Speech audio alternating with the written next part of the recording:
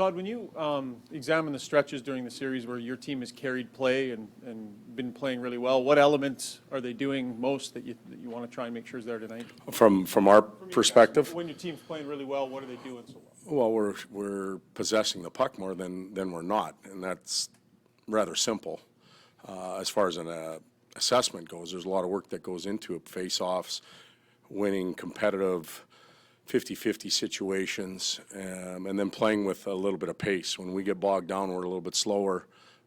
It doesn't work in our favor. Todd, how would you just kind of describe the opportunity facing your team tonight, and also just the erratic nature of just this series and how different all the games have been? Well, the second part, the erratic nature, I think is a common theme in the first round. It often is many years.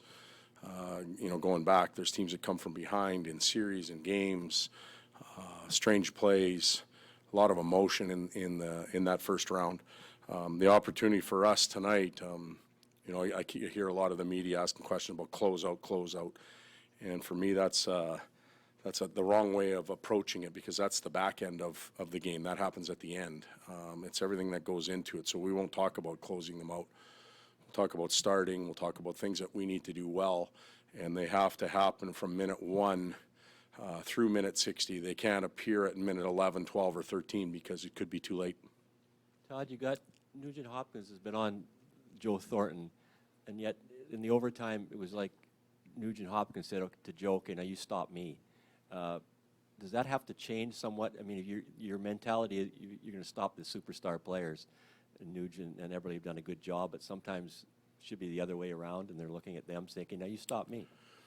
Well, I think you take what is happening on the ice surface at any given time. You're not going to win every shift. You're not going to create offense every shift. If your group of players, and you can use Ebbs and Nuge if you want, or Jumbo and that line, but any given line, you're trying to win that shift. You're trying to push it in your favor during that 35 seconds. There are a few shifts a game where you get scoring opportunities. The rest is kind of back and forth, 50-50. They're, in my opinion, that's a group of superstars that are playing against each other, and they each have the right to push and have success. Would we like Nuge and Ebbs to come out on top? Of course. If you look, you're going ahead, whether you're going back for Game 7 or going back for Games 3 and 4. At the start of going into the new building and all of that, it was, pretty quiet in that rink. And you had the advantage of having been in that 06 series with Detroit. But how would you characterize what that crowd has given you in the playoffs so far? Well, we knew, we're going back to our crowd in Edmonton, obviously. We're talking about what's happening there and the excitement that is not occurring in the city, not just in the confines of Rogers Place, outside and around the community. You can feel the energy just driving around town, and I think that's a lift for the players. Then you squash it a little bit more into that ice district, and you can really feel it there, and then you put it inside the building in Ford Hall, and it goes up even more.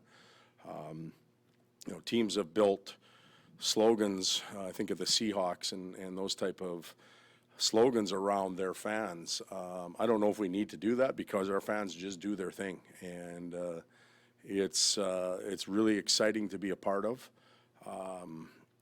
And that's something that we'd like to continue. There's some buildings you go into, and there's some moments, even after being in the league for however many years, the hair stands up on the back of your neck. I think of Chicago's anthem. I think of our anthem now. I think of our fans, and how excited they get. It makes the hair stand up on the back of your spine a little bit, and it doesn't matter how many games you've been in the league.